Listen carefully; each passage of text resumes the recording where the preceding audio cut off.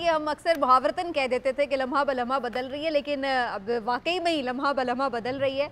और इस वक्त भी हम यही बता रहे थे कि जनाब एक तो इम्पॉर्टेंट मीटिंग हुई है, इसके साथ साथ ये भी कहा जा रहा है कि जनाब जो प्राइम मिनिस्टर का खिताब था उसको डिले फिलहाल कर दिया गया है और उसका भी कब वो होगा उसके बारे में कुछ नहीं बताया गया। मेंबर्स के जाने का जो सिलसिला है पीटीआई से वो भी जारी है। सिंध हाउस में अब आमिर लियाकत हुसैन भी पहुंच चुके हैं, फवाद चौधरी साहब के कज़न फ़ारूक अल्ताफ़ भी पहुंच चुके हैं और शुनीद यही है कि मज़ीद भी अरकान उन्हें वहाँ पे ज्वाइन कर सकते हैं। तो काफ़ी इस तरह की ये सिचुएशन है इस वक्त पॉलिटिकल, जिसमें बज़ाहिर हमें यूँ दिखाई दे रहा था कि अभी फैसल जावेद साहब सेनेटर साहब बहुत कॉन्फिडेंट थे कि जी वो जीत चुके, मुबारकबादें दे रहे थे, लेकिन दूसरी जानिब अपोजिशन का पलड़ा आहिस्ता आहिस्ता भारी से मज़ीद भारी होता चला जा रहा है। इस वक्त मेरे साथ पैनल में मौजूद हैं जनाब सईद काजी साहब, आरिफ हमीद भट्टी साहब और ताहिर मलिक साहब। आप उनका रेगुलर शो भी देखते हैं, इसी वक्त पे खबर है और बहुत ही हिट प्रोग्राम, और उनके तीनों पैनलिस्ट इस वक्त मेरे साथ मौजूद हैं। ट्रांसमिशन को यहीं से स्टार्ट करते हैं। और भट्टी साहब, अभी जो सिचुएशन है उसमें ये बताया जा रहा है कि मज़ीद अरकान सिंध हाउस में चले गए हैं, 2 और लोग भी वहाँ चले गए हैं और बाकी जो चीज़ें जैसे हम डिस्कशन कर रहे थे ट्रांसमिशन में ऑलरेडी वो फ़िलहाल वहीं पर हैं। तो क्या अब आपको नज़र आ रहा है कि अरकान के जाने से क्या नज़र आ रहा है कि सबको पता चल गया कि हवा का रुख अब इस तरफ ही है? बिस्मिल्लाहिर्रहमानिर्रहीम। देखें, जो कौमी असम्बली की नंबर गेम जहाँ जा रही है वो तो बज़ाहिर अपोजिशन की तरफ जा रही है और बज़ाहिर बादुल नज़र में ऐसा लग रहा है कि अपोजिशन इसमें कामयाब होती हुई नज़र आ रही है। लेकिन जो नंबर ज़्यादा नहीं होते, कम तादाद में जाते हैं लेकिन उनके साथ कमांडो ज़्यादा होते हैं, उधर जाके जो डिस्कशनें होती है ना वो बड़ी अहम, मतलब है कि उनके जानसार होते हैं ना। आप जब वज़ीर-ए-आज़म इमरान खान तकरीर करते हैं, शहबाज साहब, तो लाखों लोग होते हैं। असल डिसीजन अब उधर होना है। अच्छा, क्योंकि इस मामले में आज जो वज़ीर-ए-आज़म पाकिस्तान का एक ख़िताब मोहर हुआ, उसकी वजूहात भी बहुत ज़्यादा अहम है। वो ख़िताब क्या था, ख़िताब क्यों नहीं हुआ, ख़िताब ना होना उससे बड़ी खबर है। तो कभी इम्कान है कि आज रात एक और मुलाकात होगी, क्योंकि वज़ीर-ए-आज़म बाज़िद हैं कुछ ऐसा करने के लिए जिन्हें कुछ लोग कह रहे हैं कि ये ना करें, इसको अमली के भी चलने दे। वो उनका ख्याल है कि उनको निकालने के लिए बैरून मुल्क से ना सिर्फ साजिशें हुई बल्कि पाकिस्तान आया, तो वो लोग उनके सामने जो रुपये बांट रहे हैं उसकी ऑडियो वीडियो भी उन्होंने अहम शख्सियात को दिखाई। लेकिन अब डिपेंड करता है कि आने वाले वक्त में वज़ीर-ए-आज़म पाकिस्तान क्या करते हैं। नंबर गेम मेरी समझ से बाहर है। फैसल जावेद साहब किस तरह कह रहे हैं कि हम खुशखबरी सुनाएंगे, अगर नंबर गेम अरकान असम्बली ने वोट डालना है तो वो तो बज़ाहिर अपोजिशन की फेवर में है। ताहिर मलिक साहब, इस सारी सिचुएशन में हम ये क्या समझें कि प्राइम मिनिस्टर साहब बड़े लोगों की बात मान लेंगे या फिर खुदा न खास्ता अगर वो अटके रहे अपनी ज़िद के ऊपर तो फिर बड़े खुद ही कोई फैसला कर लेंगे कि फिर ठीक है आप लोगों से नहीं मामला संभलते तो फिर हम देख लेते हैं? मेरी असेसमेंट है, मैं खबर नहीं दे रहा। मैं समझता हूँ, जो मैं क्योंकि उस जनरेशन से हूँ जिसने इमरान खान को क्रिकेट खेलते देखा, मेरे लिए खान साहब ने जो अचीव किया ना वो फाइट से किया है, एरोगेंस से किया है, लड़ के किया। वो एक डोमिनेटिंग माइंड का पर्सनैलिटी है। मेरा ख्याल है शायद वो इस मूड में मुश्किल है, क्योंकि अगर वो एग्जिट ले लेते हैं जो मुझे इस मौजूदा हालात में लग रहा है, हालांकि दुनिया का कोई लॉजिक नहीं है, कोई लॉ, कोई अखलाक, कोई पार्लियामानी डेमोक्रेसी। वो खुद ऑक्सफोर्ड से पढ़े हैं और वो 25 दफ़ा कह चुके हैं कि मैं बरतानिया और यूरोप को बहुत समझता हूँ। जिसको वो समझते हैं उनका ये सिस्टम है, वो सारा नंबर पे है। वहाँ कोई अखलाक ये चीज़ें बाद में है, नंबर जिसके पास है उसकी हुकूमत है। उस हवाले से इमरान खान टेक्निकली पाकिस्तान की हुकूमत से उनका मामला ख़त्म हो गया। मगर मुझे लगता है कि वो एक मौला जट के माइंड से बैठे हैं और वो चाहेंगे कि वो ज़्यादा से ज़्यादा ये इमेज लेके जाएं। ये जो इस वक्त उनकी स्ट्रगल मुझे लग रही है वो इंतहाबी मुहिम है। वो अपने आप को समझ रहे हैं, वो मोची दरवाज़ा लाहौर खड़े हैं, वहाँ वो ये बताएंगे कि जब मुझ पर वो प्रेशर आया तो मैंने मुल्क के लिए ये कुर्बानी दे दी, मैं नीचे नहीं गया, मैंने पाकिस्तान के लिए कोई कॉम्प्रोमाइज़ नहीं किया, नहीं तो हुकूमत मेरे लिए मसला नहीं था। तो मुझे ये लग रहा है जो इस वक्त जो कुछ हो रहा है ना वो रहा है इंतहाबी उनकी पूरी मुहिम है और वो इस वक्त पूरा मौला जट की पोजीशन में आएंगे और मुझे लग रहा है कि वो स्टेट के सामने भी खड़े हो सकते हैं। अच्छा, तो इसका मतलब है काजी साहब फिर वो एक वो था ना, हमने सुना मुझे क्यों निकाला, उसका कोई पार्ट 2 अब रिलीज होगा कि फिर हमें प्राइम मिनिस्टर साहब भी सड़कों पर सारी रुदात सुनाते नजर आएंगे कि भाई ये हो गया था, ये हो गया था। ये आपको नजर आ रहा है कि एक एजिटेशन की सियासत फिर से नजर आएगी उनकी? देखना, भट्टी साहब ने बड़ी चालाकी से नीवी होकर खबर दे दी है और उस पर दोबारा बात नहीं की कि ऑडियो वीडियोस भी दिखा दी गई हैं, पैसे लेते देते और चीज़ें बड़ी डेमोक्रेसी की मिसाल दे रहे हैं मलिक साहब। मैं बड़ी एहतराम करता हूँ तमाम जमहूरियत जो होती है, हम तो रे कहते हैं लाहौर में, तो वहाँ पे कहाँ पे ऑडियो वीडियो होती है बरतानिया में जहाँ पे पैसे लिए दिए जाते हैं, आपको गवर्नर लगा देंगे। कौन से असूलों की लड़ाई हो रही है कि जी नंबर गेम है और ये और वो है। यहाँ पे आपने लगा है मिस्र का बाजार देखो काम चला रखा है। इमरान खान को साहब को आप जो है वो एक इखलाकियात के दायरे में कैद करके घर भेजने के चक्कर में खुद आपने हट्टी खोल रखी है। तो बड़े मामलात हैं, बड़े मसाइल हैं ये। It is an age of exposures. Imran Khan का अहद याद रखा जाएगा कि जब बहुत से राज अफशा हुए, वो बातें जो पहले दीवार के पीछे होती थी, दरवाजों के पीछे होती थी, वो सामने हुई और पता चला कि ये तो सारे व्यापारी हैं, ये तो दुकानदारी चल रही है। अगर ये खबर, मैं तो भट्टी साहब का फैन हूं और उनकी खबर पे ही बात कर रहा हूं, तो अगर ये हुआ है तो Imran Khan has every reason to, ये लॉ ब्रेक हुआ है। मैंडेट जो अपने टिकट का अगर किसी ने पैसे लिए और दिए हैं तो क्या चुप करके वो घर चले जाएं ताकि ये एक गंदा धंधा अगर हुआ है तो ये चलता रहे और इसे हम इसके ऊपर मलिक साहब और मैं जमहूरियत का बोर्ड लगा के तो ये पीछे हट्टी पे चलती रहे। तो I think let's see, let things unfold and people are watching. काजी साहब की भट्टी साहब, इस तरह तो फिर कभी कोई भी हुकूमत नहीं कर सकेगा। ये समात में भी चीफ जस्टिस ने कहा कि इस तरह तो फिर 15-20 अरकान जो हैं वही आप समझ लें कि आपने मुक्तदर बना दिए सबके, कि वो जब चाहें इधर आ जाएं, जब चाहें उधर कर देंगे। ये होता रहा है और इसकी बुनियाद मोहतरम नवाज शरीफ साहब ने, जो मलिक साहब के बहुत फेवरेट है, 1985 में रखी, ज़मीन खरीदने की और कलम खरीदने की। वो 85 में गैर जमाती इलेक्शन कराए गए, लोगों को पैसे के ज़रिए जिताया गया, पैसों के ज़रिए हराया गया, धांधली के ज़रिए कराई गई। और आज 1985 से काजी साहब मैं आपको एक खबर दे दूं, ज़्यादा खरीदो फरोख्त हुई है इस वक्त।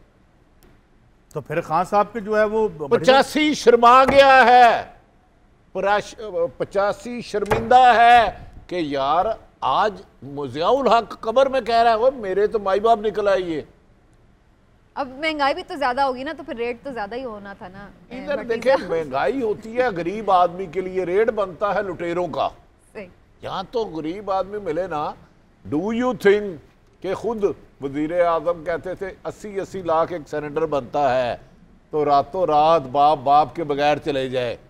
MQM और हुकूमत और अपोजिशन की 50 मुलाकात हो, इससे बड़ा क्या व्यापार होगा कि 155 सीटों वाला को उल्टा के मारो, 7 सीटों वाला कहे मुझे गवर्नरशिप दो, मुझे 5 वजारतें दो, मुझे वजारतें आला दो, मुझे 7 इलाकों के एडमिनिस्ट्रेटर दो, मेरी मर्जी के 4 सेक्रेटरी लगाओ।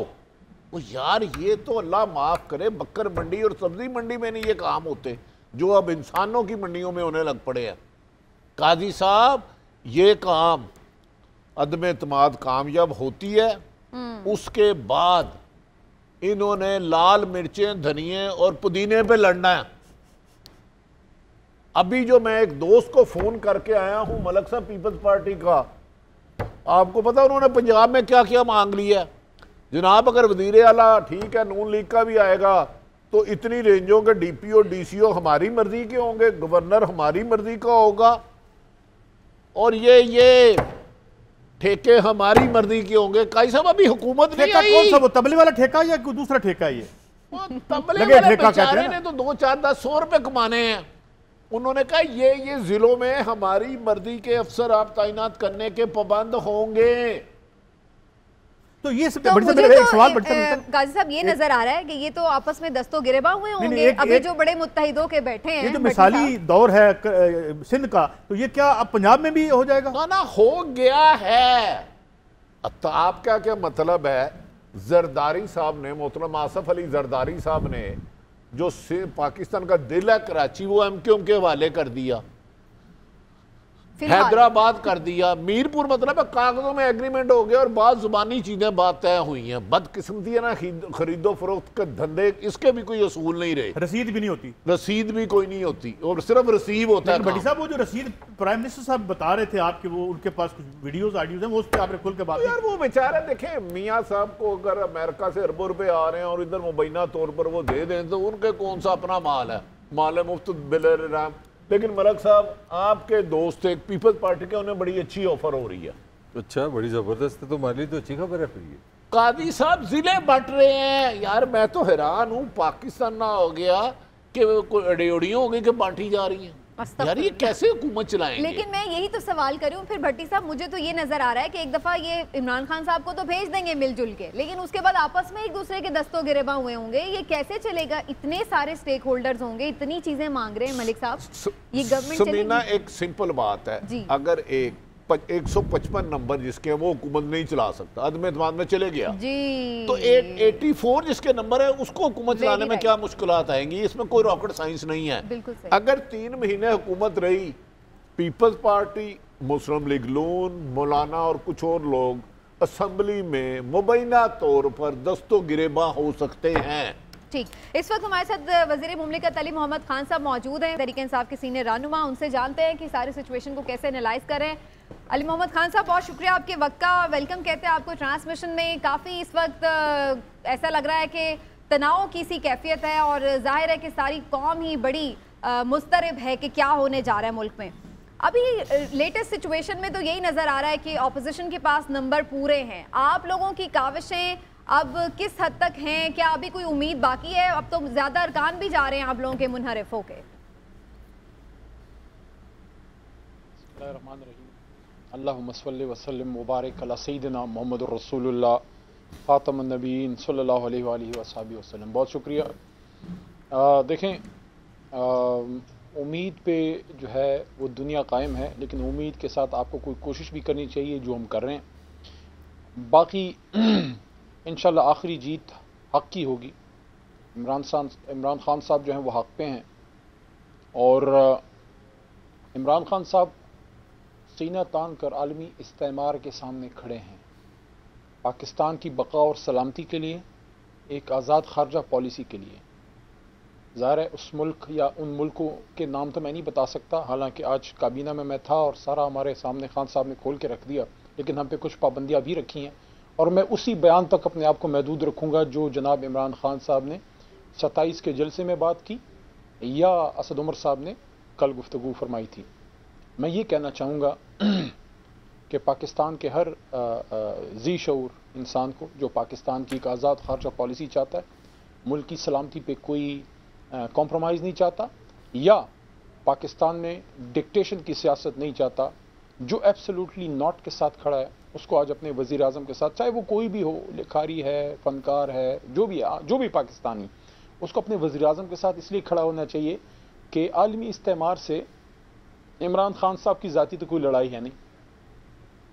पाकिस्तान के वज़ीर आज़म के तौर पे जो उन्होंने पॉलिसीज़ अपनाई हैं पाकिस्तान के मफाद में, उससे किसी के मफाद को ज़ख्म पहुँचती है तो उस पर अब ये वक्त है, ये एक तारीखी we are at the crossroads of history. वो कहते हैं ना कि तेरे आज़ाद बंदों की बात तो बड़ी वैलिड है, लेकिन एक चीज़ आपसे ज़रूर जानना चाहेंगे और ये सवाल अब ज़ाहिर उठेगा आप लोगों से कि आप लोगों के पास ये ख़त भी था, सारी साजिश आपके पास थी, बेनकाब एविडेंस थे सारे, तो आप लोगों ने अपने एलाइज को पहले क्यों नहीं ऑन बोर्ड ले लिया? उन्हें पहले ये चीज़ें क्यों नहीं दिखा दी ताकि वो इसका हिस्सा ना बनते? उन्होंने उधर जाके ऐलान कर दिए। हमारे मेन एलाई जो हैं, एक तो हमारे साथ हैं, PMLQ GDA हमारे साथ है, बाप पार्टी के कुछ लोग हमारे साथ हैं, कुछ नहीं है वो भी आ जाएंगे। बाकी MQM के हमारे दोस्त हैं, हमारी तरह के मिडिल क्लास के लोग हैं। मैं तो अभी पूरी उम्मीद हूँ कि ये जो आज जनाब इमरान खान साहब ने काबीना को इस चीज़ पे एतमाद में लिया और सीनियर एंकर पर्सनस को भी एतमाद में लिया, और अभी मैंने तो आज काबीना में इनको कहा भी कि पार्लियामेंट में आप इस पर स्पीच वगैरह करें, वो इन कैमरा शायद पार्लियामेंट को भी एतमाद में लें। और उन्होंने ये भी फरमाया है PM साहब ने कि जो हमारे एलाइज़ हैं, जो पार्लियामेंट्री लीडर्स हैं, उनको भी वो चाहेंगे कि इसके मुदरजात जो हैं वो एक मोहतात तरीके से उनसे शेयर किया जाएँ। मैं पुरुमीद हूँ हर मुहब्ब वतन पाकिस्तानी जैसे जैसे उनको ये पता लग रहा है वो कह रहे हैं भाई सियासत जाए भाड़ में, मैं अपने मुल्क के साथ, अपने वज़ीर आज़म के साथ खड़ा हूँ। हाँ, अगर ये ऑर्गेनिक होती, अगर ये इंडिजिनस होती, अगर ये हुकूमत वर्सेस अपोजिशन होती जो यहाँ होती तो ठीक है, उसमें किसी का क्या काम है।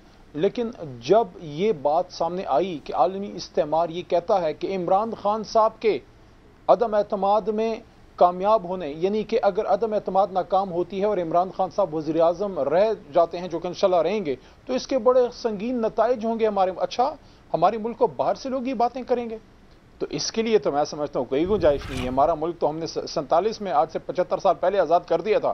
दोबारा गुलामी की जंजीरें कोई इसको जकड़ने की कोशिश नहीं करेगी। हमारी अवाम, हमारी अवाम, हमारी सियासतदान, हमारा हर मुहब्ब वतन पाकिस्तानी, हमारे कौमी इदारे सारे पाकिस्तान की सलामती के साथ खड़े हैं। अच्छा अली साहब, आरिफ हमीद भट्टी अर्ज कर रहा हूँ, आप सुन पा रहे हैं? तो भट्टी साहब कैसे हैं? अलग। अच्छा मैं आपको किसी मुश्किल में नहीं डालूंगा, चलें जो तो जिस दिन नंबर गेम होगी सिर्फ ये बता दें करना है, मैं हाजिर हूं। मैं किसी मुश्किल में नहीं पड़ता, अल्लाह के करम से वो मेरे साथ है। जो सवाल करना है आप हमेशा दरूद पाक से शुरू करते हैं गुफ्तगू को। वज़ीर आज़म पाकिस्तान इमरान खान साहब ने आज जो खिताब मोहर किया है, अपनी मर्जी से किया है या किसी की मशावरत से किया है, सिर्फ ये रहनुमाई फरमा दें। भट्टी साहब, आपको मेरा पता है और आप बड़े भाई जैसे हैं, और मैं वही बात करता हूं जिस पे मैं यकीन रखता हूं। मैं तकरीबन कोई 45-50 मिनट पहले पीएम हाउस से निकला हूं, और तब तक जो काबीना में उनका प्लान तो था कि मैं स्पीच करूंगा, लेकिन उन्होंने फैसला किया होगा, क्यों बदला उसके बारे में मुझे इल्म नहीं है। तो आप जब थे उधर कोई दूसरी प्राइवेट लोग भी आए? मतलब एक तो सियासी दोस्तों से बात होती रहती है, यकीनन आप वज़रा है, उनकी कोर कमेटी है, कोई और सरकारी इदारे के अफसरान भी आए इस दौरान उधर? सर मैं नहीं देखे। अच्छा अपना खान साहब, अपना फैसल जो हमारे सेनेटर हैं उन्होंने मुबारकबाद दी है कि हम कामयाब होंगे। 172 बंदे चाहिए हुकूमत बनाने के लिए, आपके खिलाफ सामने सिंध हाउस में 196 लोग बैठे हैं। वो कौन सा ऐसा मैजिक है, वो आपके कॉन्फिडेंस के पीछे वो कौन सा राज है कि संडे को आप ले जाएंगे? देखें भट्टी साहब, प्लीज़ मुझे थोड़ा सा वक्त दीजिएगा, मैं आप ही के साथ हूँ, मुझे कोई जल्दी नहीं है। देखें बहुत से लोगों का, देखें अपोजिशन में भी मेरी भी, मैं पार्लिमानी अमूर का वज़ीर हूँ ना, तो पिछले 3.5 साल मैंने झक तो नहीं मारी, सबसे सलाम दुआ एक लेवल पे रखी है पार्लियामेंट के अंदर पार्लिमानी अमूर के हवाले से। तो ऐसा नहीं है कि खुदा न खास्ता अपोजिशन में जो है सारे कोई वतन फरोश हैं या सारे, हर एक की अपनी एक सियासत होती है।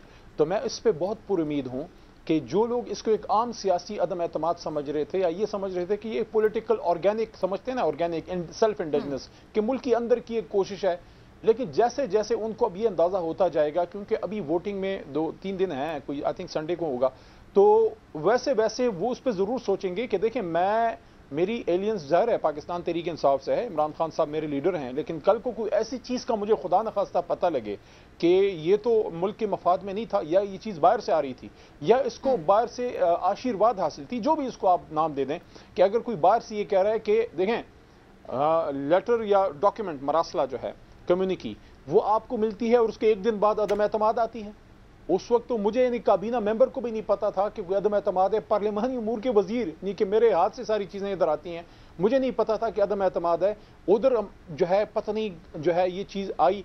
तो अब आप मुझे ये बताएं कि ये जब मुरासलों में ये बात होती है कि इमरान खान साहब अगर अदम एतमाद में बच गए तो बड़ा नुकसान होगा, तो फलाना होगा, और ये रूस और ये दौरे और ये चीज़ें वो चीज़ें, इस तरह की चीज़ें, आप मुझे ये बताएं जब किसी मुहब्ब वतन पाकिस्तानी MNA को, किसी पार्लियामेंटेरियन इवन सियासी कारकुन को ये पता लगेगा कि अच्छा इमरान खान साहब के तो मैं साथ नहीं हूँ, लेकिन वज़ीर आज़म पाकिस्तान के तो मैं साथ हूँ, क्योंकि मैं एक मुहब्ब वतन पाकिस्तानी हूँ, मेरा ताल्लुक JOI से है, मेरा ताल्लुक पीपल्स पार्टी से है, नून से है, जीम से है, शीन से, जिससे भी है। अगर मेरे मुल्क के वज़ीर आज़म को कोई थ्रेट करेगा तो वो तो इमरान खान को थ्रेट नहीं है, वो तो मुल्क को थ्रेट है भाई। तो उस पर देखें इसमें लोग अपने सारों के ज़मीर बिके में क्या, सारे बराए फरोख्त हैं क्या, everybody will put their cautions Ali Mohammad Khan साहब आप हमारे साथ ही मौजूद हैं, अभी मैं दोबारा भी vote for Pakistan। Very right. चलिए अभी मैं दोबारा भी आपकी तरफ आती हूँ। अभी फवाद चौधरी साहब मिनिस्टर हैं, वो गुफ्तगू कर रहे हैं, जरा उनको भी सुनते हैं क्या कह रहे हैं। और मुलाकात हुई ना, तो किसी ने उनसे रिज़ाइन मांगा, ना ही वज़ीर आज़म रिज़ाइन करेंगे।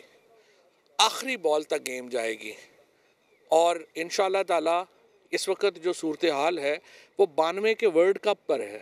लग रहा है हम पीछे हैं, नहीं पीछे। अभी आप देखेंगे कि इंशाअल्लाह जब गेम पलटेगी तो सारे देखेंगे। फवाद साहब नंबर गेम किस तरह पूरी करेंगे? फवाद साहब आप इसका मैं जवाब दे रहा हूं। 172 नंबर गेम करेंगे, इसका मैं जवाब भी आपके नंबर गेम का देखिए, एक तो जो आपने कोई इशू नहीं है, एक तो आपने सवाल पूछा आमिर लियाकत साहब का और फारूक साहब का, तो देखिए हर एक ने अपना अपना जवाब, फारूक अल्ताफ साहब का,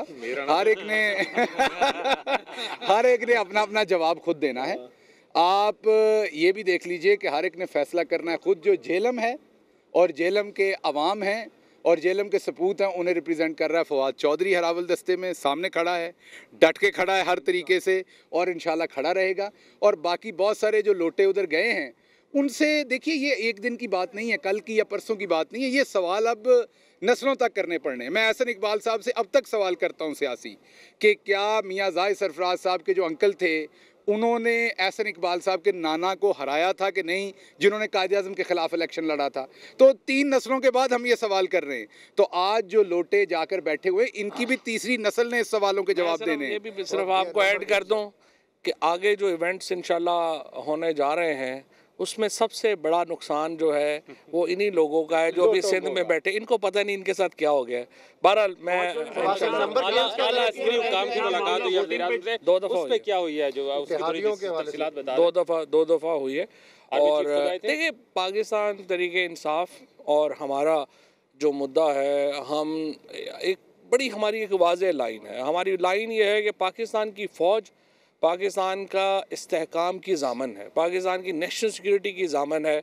हम पाकिस्तान की फ़ौज, उसकी क़यादत, उसका जो एहतराम है, उसकी जो एक कह लीजिए कि उसका जो एक मुकाम है, उसको हम पूरा रिकग्नाइज़ करके इस इमरान खान का एक ही तो एडवांटेज है। इससे पहले जो भी हमने देखा, नवाज शरीफ का क्या प्रॉब्लम था, इदारों को फतह करने के चक्कर में रहते थे। हम इदारों के साथ मिलकर काम करने को जो है वो अपना समझते हैं, मुद्दा समझते हैं और इसी के मुताबिक हम इंशाल्लाह आगे भी चलेंगे। सर मामला वोटिंग तक जाएगा, जहन में है, देखते हैं। और एक बात आखिरी और ऑप्शन जो है वो कोई ज़हन में नहीं। एक आखिरी बात बता दूं कि ये जो खत वाली बात है, ये सॉफ्ट सिग्नल तो बहुत देर से इमरान खान को दिए जा रहे थे कि आप हमें पसंद नहीं है। जब वो फिर भी उन्होंने सर नहीं झुकाया तो आखिर पर फिर ये एक सख्त किस्म का खत लिखने की कोशिश की गई। लेकिन पाकिस्तानी अवाम को ये बात वाज़े बता दें कि जो कीमत भी हुई इमरान खान देगा, लेकिन वतन की, आपकी कौम की खुददारी के ऊपर सर नहीं झुकाएगा, हर तरह की कीमत देने के लिए तैयार है इंशाअल्लाह। जी, तो फवाद चौधरी साहब, उनके साथ शहबाज गिल और फ़ारूक हबीब साहब भी मौजूद थे। और बड़ी इंटरेस्टिंग सूरत हाल है। जब हम वज़रा की साइड पे देखते हैं तो अभी तक उनका कॉन्फिडेंस और जो उनका वो कहना है ना कि जी उनका जो कॉन्फिडेंस है, जो उनकी मुस्कुराहटें हैं, वो तो कुछ और ही कह रही होती है। भट्टी साहब, वैसे मैं थोड़ा सा आपका शॉर्ट सा कमेंट ज़रूर इस पर लेना चाह रही हूँ। ये मुस्कुराहटें तो कुछ और ही कह रही है। देखिए, मेरी समझ से बाहर है। मैं अभी जब गया था तो मैंने पीटीआई के दोस्तों से भी बड़ी खासी गपशप लगाई। अब अली अहमद साहब बड़ा दरूद पाक पढ़ते हैं, मुझे पता है वो मोहर क्यों हुआ, किस वजह से हुआ, कितनी तकरीर लिखी गई थी, कौन कौन सा प्रोड्यूसर गया, कौन कौन सा कैमरामैन गया, किसी को क्या बताया गया। अब बज़ाहिर नंबर गेम कुछ और है। हो सकता है इनके पास ऐसी चीज़ हो। अगर कबीना को वज़ीर आज़म पाकिस्तान मोहतरम इमरान खान ने उस खत के बारे में ब्रीफिंग दी है और कबीना ने कहा नहीं मेरे मुल्क के वज़ीर आज़म है, मैं इसके लिए जान कुर्बान कर दूंगा। अब मुझे तो नहीं पता उसमें क्या लिखा है, या अली अहमद साहब मुझे भी बता दें उस खत में क्या दर्जा जाता, क्योंकि वज़ीर आज़म तो इमरान खान मेरे भी हैं, मैं भी एक छोटा सा पाकिस्तानी हूँ, मैं हिब्बे वतन हूँ, मुझे भी तो सबसे अजीज अपना मुल्क है ना, अपना वज़ीर आज़म है। लेकिन अगर ये हमें पता ही नहीं चलेगा या अपोजिशन को नहीं पता चलेगा तो वो इनके साथ कैसे आएंगे। जी बड़ी मुनासिब बात है भट्टी साहब की, उन्होंने दरूद की बात की। बिल्कुल दरूद शरीफ में पढ़ता हूँ, हर मुसलमान को पढ़ना चाहिए। और दूसरी जो बात ने की कि हमें उसमें शेयर करें, आज तो काफ़ी सारे सीनियर एंकर साहिबान को, ज़ाहिर है भट्टी साहब खुद भी सीनियर तरीन एंकर्स में से हैं। मुझे नहीं पता कि मैं उस मीटिंग में नहीं था, मैं काबीना मीटिंग में था, तो मुझे नहीं पता कि ये उनको शायद इन्विटेशन नहीं थी या आई डोंट नो किस वजह से उनको।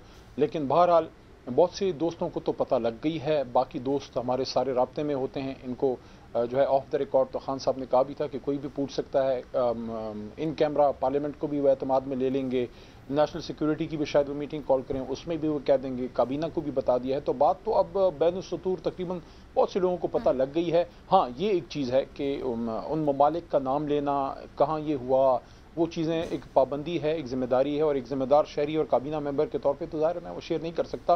लेकिन मंदरजात तो काफ़ी सारे शेयर हो भी गए हैं जो बहुत से सीनियर एंकर्स ने डिस्कस किए हैं। काशिफ भाई साहब ने डिस्कस किया है और इस तरह के और एंकर्स ने उस पर बात की है, तो वो तो आ गई सामने कि इमरान खान साहब से ही मसला है, बाकी तो कोई मसला नहीं है। मसला क्या है? मसला यही है कि जनाब ये आदमी जो है ये तो किसी तरीके से हाथ नहीं आता, ये तो आज़ाद खारजा पॉलिसी की बात करता है, ये तो इस्लामोफोबिया की बात करता है, ये तो एब्सोल्युटली नॉट कह देता है। ये तो कहता है मैं हर मुल्क से रब्ता रखूंगा, मैं चीन से भी रखूंगा, मैं रूस से भी रखूंगा, पाकिस्तान के मफाद में हर मुल्क से ताल्लुक़ रखूंगा। ये तो कश्मीर की बात करता है, ये तो हुर्मत रसूल सल्लल्लाहु अलैहि वसल्लम पे जाके वहाँ पे यूनाइटेड नेशंस में खड़ा हो जाता है। तो ये चीज़ें तो लोगों को काबिल कबूल नहीं है ना जी, यहाँ तो रिमोट कंट्रोल लोग चाहिए। अच्छा अली मोहम्मद खान साहब, ज़रा मैं सियासी सूरत हाल और नंबर गेम के हवाले से आपसे सवाल करना चाह रही हूँ। परवेज़ इलाही साहब को आपने नॉमिनेट तो कर दिया वज़ारत आला के लिए, लेकिन उस्मान बुज़दार साहब का इस्तीफ़ा जहाँ पहुँचना चाहिए था गवर्नर हाउस, वहाँ अभी तक क्यों नहीं पहुँचा? देखें, दो बातें मैं करूँगा। आज गवर्नर साहब वैसे वही थे, PM हाउस में उनसे मुलाकात हुई and he was also in very good spirits. एक तो मैं ये कहना चाहूँगा, जो आपने सवाल किया है कि फ़ैसला एक बार जब इमरान खान साहब कर देते हैं कि भाई मैंने ये करना है, कमिटमेंट जब कर देते हैं तो वो फिर कमिटमेंट रहती है। तो वो तो ज़ाहिर है आज हमारे साथ मुनिस साहब भी थे, काबीना मीटिंग में मुनिस साहब थे, PM साहब पे एतमाद का भरपूर इजहार भी किया और वहीं मौजूद थे। लेकिन दूसरी जो एक चीज़ हमें अप्रिशिएट करनी चाहिए वो ये है कि हमारे मुल्क की एक रवायत रही है कि हम जाने वाले का कोई याद नहीं रखते, आने वाले को बड़े सलूटें करते हैं, सलाम उसको हार पहनाते हैं। उस्मान बुज़दार साहब पे लाख एतराज़ सही, लेकिन जिस तरीके से अपने लीडर की एक इशारे पे उन्होंने वज़ारत आला जो है उनके कदमों में रखी है, मैं समझता हूँ उस्मान बुज़दार साहब जो है उनको काबिल सताइश हैं। लेकिन सवाल का वैसे जवाब नहीं मिला कि उसको इस्तीफ़ा गवर्नर साहब के पास पहुंच जाता, मंजूर हो जाता। क्या कोई इफ्स एंड बट्स हैं, कोई शराइत हैं जिनका पूरा होने का इंतज़ार किया जा रहा है? नहीं, मेरा नहीं ख्याल। मेरे वो तो चूँकि गवर्नर साहब आज इधर थे, PM हाउस में थे, सुबह उनको बुलाया गया था, मे बी वहाँ उन्होंने वहाँ इन द लाइन सबमिट कर दिया हो वहाँ पे, लेकिन जो कमिटमेंट है वो परवेज़ इलाही साहब के साथ हमारी तो कमिटमेंट है। तो अली मोहम्मद खान साहब, MQM से अभी फर्दर कोई आप लोग राब्ता करेंगे? अब तो वैसे उन्होंने क्लियरली अनाउंस कर दिया है, तो क्या अभी भी आप लोग राब्ता करेंगे? उन्हें भी कोई खत दिखाने की कोशिश की जाएगी ताकि वो भी आप लोगों के साथ आ बैठें दोबारा? देखिए, ऑफिशियली तो अभी भी, यानी कि जब तक स्पीकर नोटिफिकेशन नहीं करते, ऑफिशियली तो अभी भी हमारे एलाई हैं और हमारी तरह मिडिल क्लास के ही लोग हैं और आम आवाम के लिए वो जद्दोजहद करते हैं। बहुत सी चीज़ों का शायद उनको पता नहीं भी होगा और जैसे जैसे उनको पता लगेगा, खालिद मकबूल भाई से तो जब काबीना के मेंबर थे बड़ी सलाम दुआ भी रही मेरी और बड़े ऑनरेबल आदमी हैं, तो उनसे हमारा और उनकी जमात के लोगों से हमारा रब्ता तो आखिरी दम तक रहेगा। और आज आपने, मैं ज़्यादा तो नहीं देख सका क्योंकि मैं ख़ुद PM हाउस में और उधर वो मीटिंग वगैरह में था, लेकिन बाद में अभी मैंने थोड़ी देर पहले कुछ स्नैपशॉट्स उसके देखे हैं, कुछ विजुअल्स, जिसमें आई थिंक खालिद साहब ने ये बात भी की है कि हमारा जो इनके साथ अंडरस्टैंडिंग है अपोजिशन के हवाले से उन्होंने बात की, वो अदम एतमाद स्पेसिफिक नहीं है बल्कि वो शायद आगे की बात करें। तो ये चीज़ें बदलती हैं सियासत में, जब आपको चीज़ें जैसे आश्कार होती हैं। अगर कोई मेरे मुल्क के ख़िलाफ़ साजिश है, मैं तो उस साजिश को नाकाम करूँगा चाहे मेरी जान भी जाए। ये आम पाकिस्तानी की सोच है और हम सब सियासतदान पाकिस्तानियों की नुमाइंदगी करते हैं। जैसे जैसे मैं पुरुमीद हूँ हमारे MQM के दोस्तों को ये पता चलता जाएगा कि भाई एक्चुअली सिचुएशन क्या है। अभी तो उनके MNAs को भी नहीं पता, उनके जो मिनिस्टर साहिबान जो हमारे दोस्त हैं और हमारे काबीना का हिस्सा हैं, अभी ऑफिशियली तो उनका ना इस्तीफ़ा कबूल हुआ है और ना वो डीनोटिफाई हुए हैं। वह जैसे उनको पता लगेगा, they will also think twice and Pakistan comes first. अच्छा अली खान साहब, आपने फरमाया कि मुल्क के इज़्ज़त का सवाल है, इस पर कोई बहस नहीं है। लेटर आपको मिलता है 7 मार्च को, तो ये 22-23 दिन की खामोशी की समझ नहीं आई। इसमें आप उस मुल्क के वज़ीर को तलब कर सकते थे, उसको सफ़ीर को निकाल सकते थे, क्योंकि इमरान खान साहब कह रहे हैं कि मेरी पॉलिसी जो है फ़ॉरेन पॉलिसी इंडिपेंडेंट है, मैं डरता नहीं हूँ। तो फिर आपकी खामोशी भी रही। फिर इसके बाद जिस मुल्क की तरफ इशारा हो रहा है, मैं नाम नहीं उसका लेता, उसके साथ हमारी फ़िज़ाई मुश्तरका मशक़ें भी हुई हैं। फिर उस मुल्क का एक सफारतकार इस्लामी कॉन्फ्रेंस में भी बुलाया गया है। फिर सलामती हमारी कौंसल कमेटी है, उसमें भी आप लेके नहीं गए। वज़ीर दाखिला कहता है मुझे नहीं पता, कैबिनेट को आज आप बता रहे हैं। ये 22 दिन ये सच ना बताना है, इसके पीछे क्या हिकमत है? देखें, एक तो जो बड़ी नेचुरल सी बात है और शायद सबको उसकी समझ है भी, जो खारजा उमूर पे नज़र रखते हैं, कि OIC कॉन्फ्रेंस थी पाकिस्तान में और वो बड़ी अहम थी और उसकी कामयाबी बड़ी अहम थी, और जिस तरीके से अल्लाह के करम से अल्लाह ने इज़्ज़त रखी है पूरी कौम की।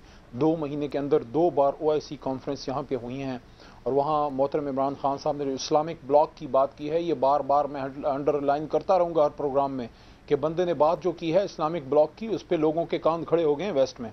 लेकिन मैं जो बात कर रहा हूँ वो ये है कि OIC कॉन्फ्रेंस ज़रूरी थी कि उससे पहले कोई ऐसी बात ना हो, और वो जो है खैर खैरियत से वो गुजर जाए।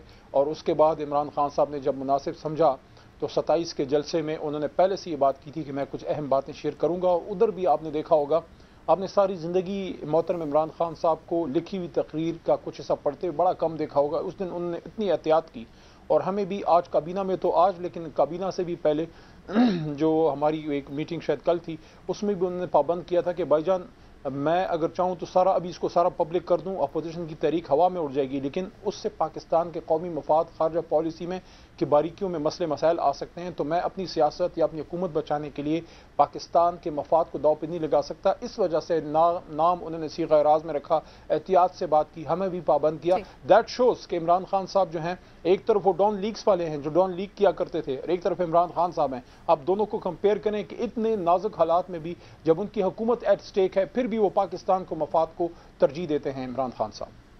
ठीक है, अली मोहम्मद खान साहब, बहुत बहुत शुक्रिया आपका, आपने हमें वक्त दिया। और एक छोटे से ब्रेक की तरफ हम जाते हैं, और ब्रेक के मजीद डिस्कशन को आगे बढ़ाएंगे ब्रेक के बाद।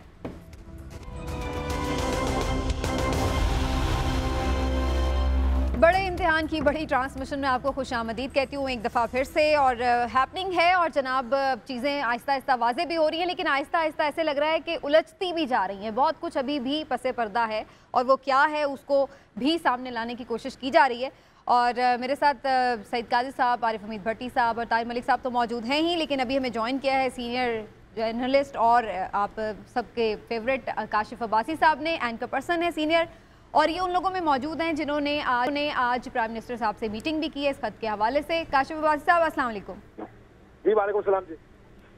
काशिफ अब्बासी साहब, शुक्रिया आपके वक्त का, और भट्टी साहब भी ज़ाहिर आपसे सवाल करेंगे, लेकिन बेसिकली फर्स्ट क्वेश्चन मेरा इसी हवाले से ही होगा कि आज आपने जो मीटिंग की प्राइम मिनिस्टर साहब से, आपको क्या बताया गया खत के बारे में, दिखाया गया आपको क्या? देखिए, दूर से दिखाया गया, कैबिनेट में ओरिजिनल खत दिखाया गया, लेकिन ऑफिशियल जो सीक्रेट एक्ट है उसकी वजह से हमें नहीं दिखा सकते, तो हमें खत नहीं दिखाया। उसके कोट्स भी नहीं सुनाए जो एग्जैक्ट कोट है, लेकिन उसका जो मफहूम है वो बताया गया कि तकरीबन ये गुफ्तगू हुई है। ठीक। अच्छा काशिफ साहब, मैंने तो सुना लोग रंजीदा थे, मैं भी रोने की तैयारी कर रहा था, प्याज मैंने पकड़े हुए थे। कुछ वुज़रा ने जब वो खत का मतन सुना तो वो रो दिए, तो आपकी मुस्कुराती हुई इन्होंने तस्वीर लगाई है, आपको नहीं रोना आया? मेरे प्राइम मिनिस्टर के साथ इतनी साजिश हुई।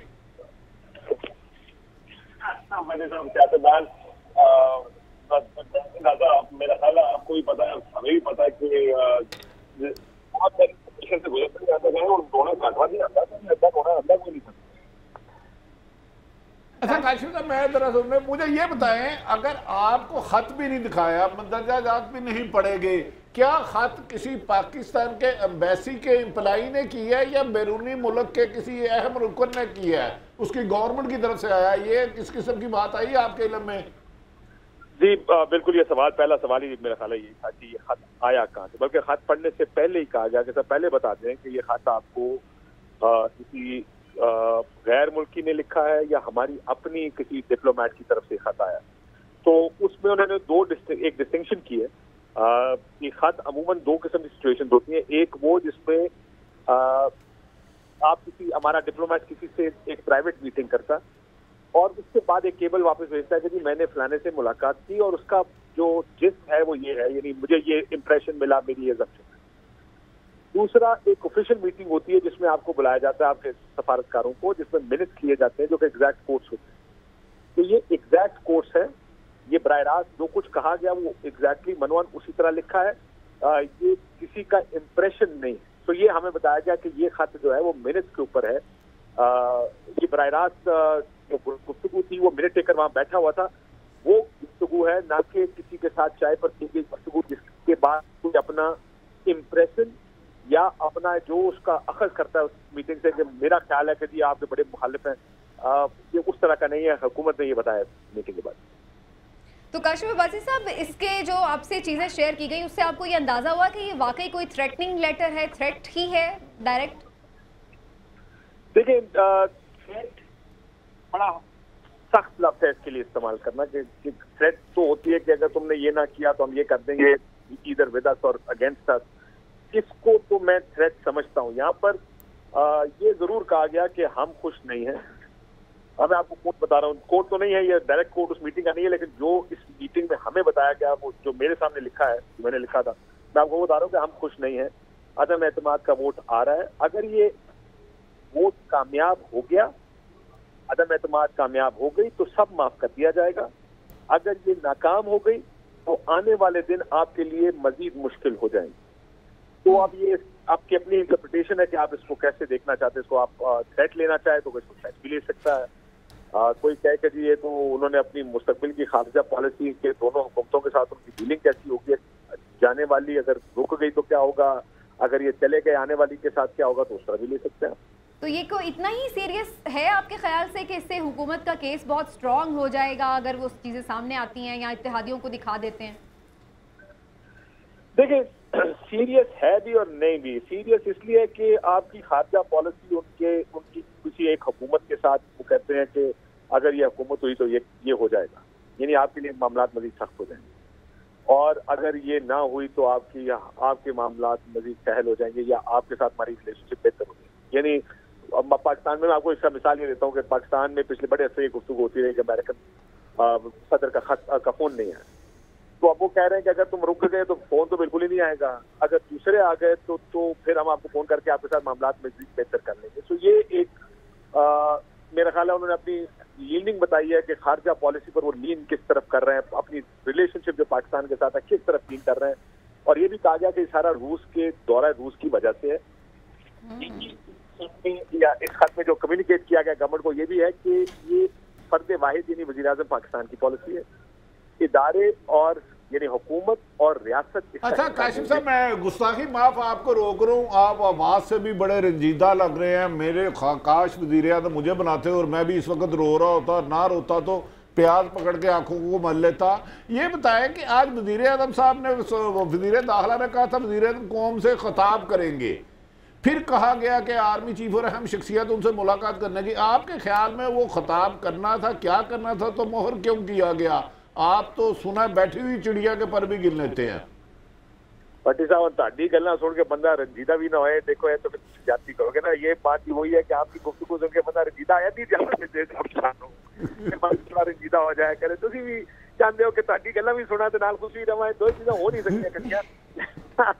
लेकिन मैं आपको एक और चीज बताऊं भट्टी साहब, जब हम वहां बैठे थे तो पूरा सेटअप लग चुका था प्राइम मिनिस्टर साहब के खिताब में। जब हम मीटिंग में जा रहे थे उस वक्त तमाम सेटअप मौजूद था और कहा जा रहा था कि इस मीटिंग के बाद वज़ीर आज़म कौम से खिताब करें। लेकिन सडनली जब हम बाहर निकले तो उस वक्त ये फैसला हुआ 5-7-10 मिनट के बाद कि ये अब कौम से खिताब नहीं करना। उसकी वजह क्या है? मुमकिन है कि वो कल जो फैसला हुआ है कि इसको पार्लियामेंट के सामने रखा जाएगा इन कैमरा सेशन में, मुमकिन है कि वो अब उस जगह जाके बात करें या शाह महमूद कुरैशी साहब फॉरेन मिनिस्टर वहां बात करें, बजाय इसके कि कौम से अब खिताब किया जाए। क्योंकि अब खिताब करेंगे तो जाहिर है कोई हो सकता है कि वो सिचुएशन, देखिए एक खिताब है प्राइम मिनिस्टर का, मेरा अपना ख्याल है कि पीएम ने अब से लेकर।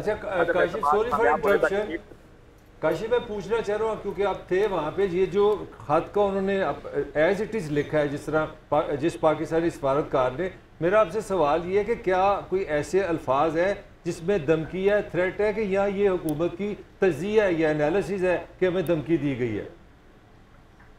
जो अल्फाज है वो मैंने आपको बता दिया। तो ये इंटरप्रिटेशन हुई ना फिर, जिस तरह हम कहते हैं कि अगर मोदी अगर इंडिया में आ गया तो बहुत हालात खराब हो जाएंगे, तो इसकी इंटरप्रिटेशन हुई ना ये। मलिक साहब, मैं बड़ी देर से जब ये कहा जाए काशिफ भाई कि अगर आपने ये किया तो ये हो जाएगा, अच्छा नहीं ये मैंने सुना है, तो अच्छा क्या नहीं ये होगा। धमकी के उसमें नहीं आता कि जनाब अगर आपने नो कॉन्फिडेंस नाकाम हो गई तो आपको बड़ा नुकसान होगा, तो आप इसे धमकी नहीं कहेंगे तो क्या कोई प्यार भरा लव लेटर कहेंगे? जरा मुझे बता दीजिएगा।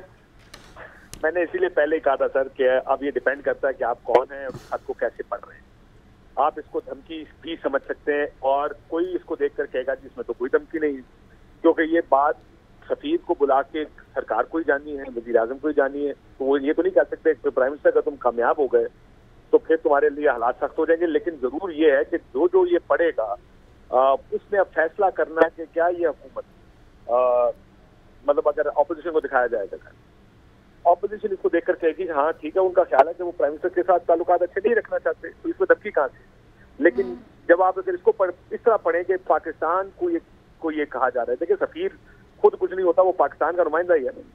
सफीर को अगर ये कहा जाए कि अगर ये अदम एतमाद नाकाम हुई तो तुम्हारे लिए नताइज मजीद सख्त होंगे, तो इसको धमकी की तरह भी परसीव किया जा सकता है। काशिफ भाई एक शॉर्ट क्वेश्चन, जो इसके नतीजे में बेनिफिशियरी होगा उसके लिए लव लेटर और जो लूज करेगा उसके लिए धमकी?